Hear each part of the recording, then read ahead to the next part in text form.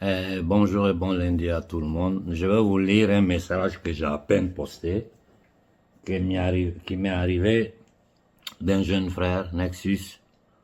Il m'écrit: ne perds pas ton temps. Les Africains ne t'écouteront jamais.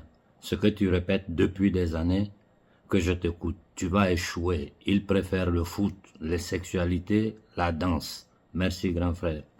Moi, je lui ai répondu: bonjour, la jeunesse africaine, consciente d'aujourd'hui, répond: nous y travaillons. Bientôt, l'Afrique fera sentir sa voix. Bonne journée.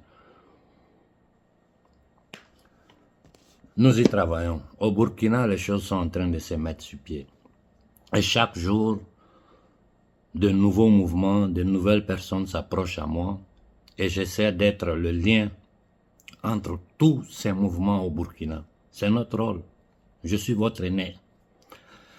Si je ne vous aide pas, qui va vous aider? Si nous échouons, si j'échoue, ce n'est pas moi qui ai échoué, c'est toute l'Afrique qui a échoué. Et vous savez très bien que les marchands de la monnaie et de la dette ne vont jamais s'arrêter si nous ne les exposons pas aux yeux du monde. Vous le savez très bien. Je ne rentrerai pas dans les détails, mais les choses sont en train de se mettre sur pied au Burkina. Et comme je l'avais dit dans une de mes interventions dernières, nous allons lancer une cagnotte. Et c'est nous de la diaspora qui allons financer la révolution africaine. On n'a pas besoin que quelqu'un vienne nous donner quoi que ce soit. Nous, de la diaspora, nous sommes des millions et des millions versés dans le monde. Nos frères en Afrique n'ont pas les moyens parce qu'ils sont tenus en esclavage économique et monétaire. Mais nous, de la diaspora, là, enlever chacun de notre poche 100 euros, 50 euros, ce n'est rien. C'est des millions que nous allons récolter pour financer notre mouvement de révolution pacifique. À peine le bureau a été mis en place au Burkina, ce soir je vais discuter encore avec eux. Au Mali, je suis en train de discuter avec des frères. À peine tout sera prêt au Burkina, nous allons faire une déclaration. Le bureau, depuis le Burkina, fera une déclaration. Nous allons ouvrir une cagnotte. Et je vous donne ma parole que je contrôlerai tout depuis ma position ici. Celui qui va s'occuper de l'argent va me rendre compte tous les jours la somme qu'on a eue, ce qui sera dépensé, et moi je vous ferai savoir tout. Ils savent qu'avec moi on ne joue pas à certaines choses. Et c'est des gens en qui j'ai ma totale confiance. Comme c'est affaire d'argent là, le compte sera rendu à la diaspora africaine qui mettra la poche pour aider nos frères au Burkina, pour aider nos frères au Mali, pour aider nos frères au Niger. Donc ne parlons plus d'argent parce que nous de la diaspora, nous pouvons financer notre révolution. Tu sors le matin avant de rentrer chez toi, tu dépenses 100 euros. 100 euros, ce n'est rien pour nous. Nous sommes des millions. Faites un peu de calcul. Et je vous dis que je vais contrôler tout depuis ma position. Pas moi seul, mais ensemble avec d'autres frères. Nous allons voir comment l'argent est dépensé, ce qui a été fait, et vous rendre compte. À chaque fois qu'il y aura un mouvement, à chaque fois qu'il y aura une dépense, je vous donne ma parole que je me charge de m'occuper de ça. Je vais dire à mes frères maliens, je vous le dis en bambara, Aïe Sabari, pardonnez, comprenez dans quoi nous sommes. Comprenez ce qui nous guette, ce qui nous menace, les complots contre nous. Et vous le savez très bien. Nous voulons aider Koïta. Nous pouvons aider Koïta. Parce que si ce qui se passe à l'AES, si l'AES réussit, tous les autres pays africains seront obligés de suivre. Ils n'ont pas le choix, sinon ils vont tomber. Tout le monde sera obligé de suivre, sinon il va tomber. Toutes ces plaisanteries de Nasra, de Tidiam, vous allez voir que tout ça c'est terminé. Parce que ceux qui les envoient là vont se rendre compte que dans la société africaine, là, ces gens-là n'ont plus aucune possibilité d'influencer l'opinion publique africaine. Je ne vais pas trop parler, c'était juste pour vous dire que le travail au Burkina avance. Au Mali, je suis en train de discuter avec certains frères que le grand public ne connaît pas. Comme le grand public ne connaît pas ceux qui sont en train de travailler au Burkina. Mais aujourd'hui, les grands leaders sont en train de s'approcher et je les remercie pour ça. Parce que c'est des gens qui peuvent mobiliser le monde. Je dis aux Maliens, Aïe Sabari. Ayez pitié de nous-mêmes. Ayons pitié de nous-mêmes. Sortons de nos égos. Sortons de nos égos. Parce que c'est ça qui nous bloque. Et ce n'est pas une seule personne qui peut sauver l'Afrique. C'est le peuple africain qui peut sauver l'Afrique. D'abord, la conscience doit être individuelle.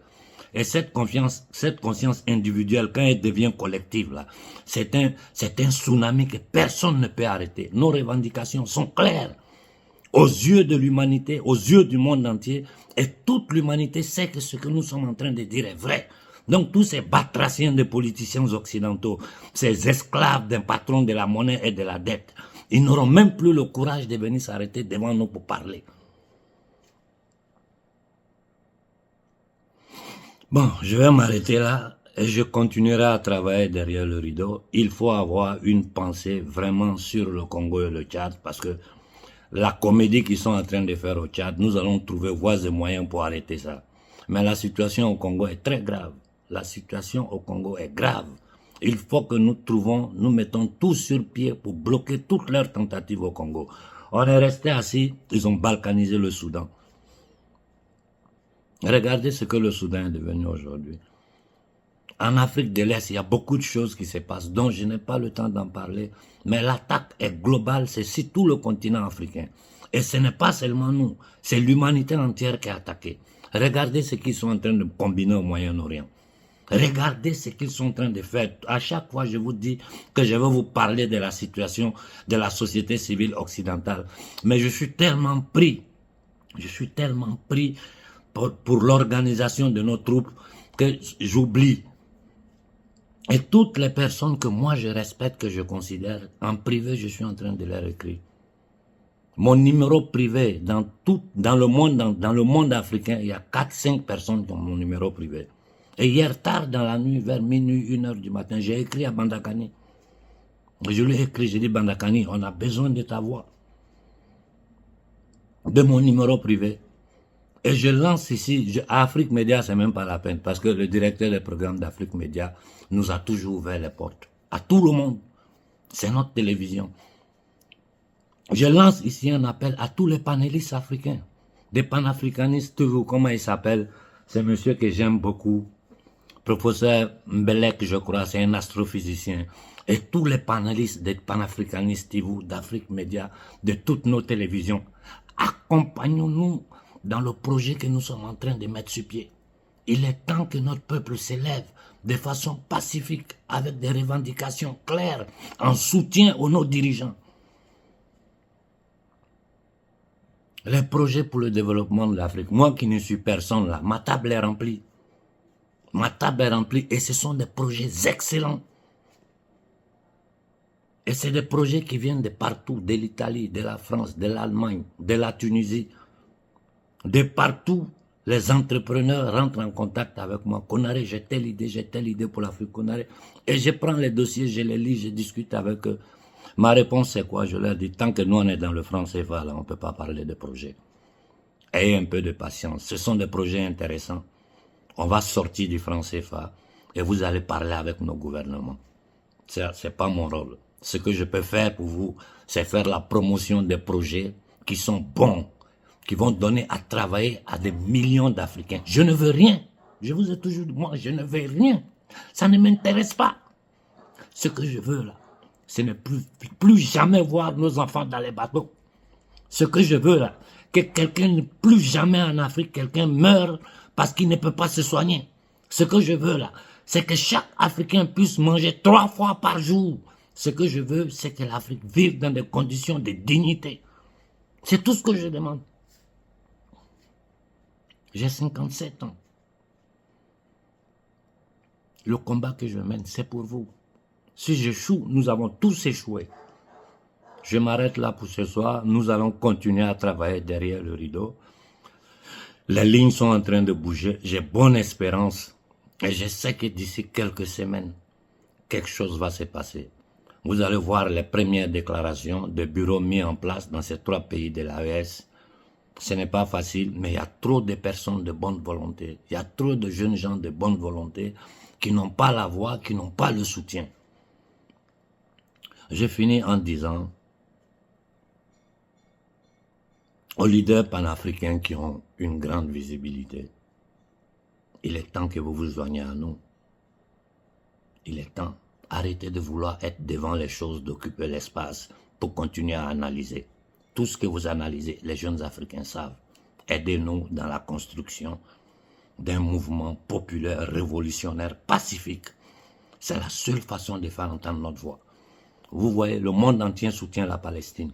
Nous, Africains, nous sommes en première ligne à soutenir la Palestine. Qui soutient l'Afrique? Personne. Parce que les gens ne savent même pas ce qui se passe en Afrique. Un. Et de deux, les Africains eux-mêmes ne font pas entendre leur voix. Si nous faisons entendre notre voix, c'est normal que ces gens-là vont faire 2 pas en arrière. Je vous jure que la société civile occidentale est de notre côté. Français, Italiens, Anglais, les gens avec qui je discute. Aujourd'hui même, j'ai reçu un message d'un politicien italien qui sont en train d'organiser une manifestation à Milan pour nous. C'est un de mes contacts, c'est des gens avec qui j'ai des réunions en privé. Il dit qu'on arrête, nous voulons vous donner un coup de main. Mais on attend ton accord. J'ai dit, vous avez mon accord. Je ne peux pas vous confirmer ma présence ce jour-là à Milan. Mais je vous dis que je vais soutenir ce que vous voulez faire. Et si j'en parle, les Africains de Milan vont se lever pour vous soutenir. Je ferai tout ce que je peux pour y être, pour être présent. Je crois que c'est dans une semaine, 10 jours. Je vais bien voir la date. Je leur ai donné l'autorisation d'utiliser ma photo. Parce que partout où quelqu'un va essayer de nous aider, moi je serai présent. Voilà, je vais m'arrêter là pour ce matin. Nous devons concentrer nos efforts sur ça.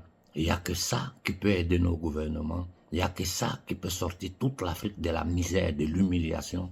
Et il n'y a que ça qui peut changer le paradigme mondial. Parce que je vous dis toujours, si nous libérons l'Afrique, nous libérons l'humanité. Bonne journée à tout le monde et du courage. Que le sang versé de nos ancêtres, que le Tout-Puissant, l'Omniprésent, nous protège dans toutes les actions que nous allons faire. Nous n'avons pas besoin de violence, nous n'avons pas besoin de haine vers notre prochain. L'humanité est une et indivisible. Ce sont les marchands de la monnaie, de la dette, les satanistes, les adeptes de Satan qui nous divisent en musulmans, chrétiens, juifs, noirs, blancs, chinois, arabes. Ils nous ont toujours divisés et c'est par la division qu'ils ont régné sur nous. Dividi et impera, comme on dit en italien. Il faut diviser pour régner. Bonne journée à tout le monde et du courage.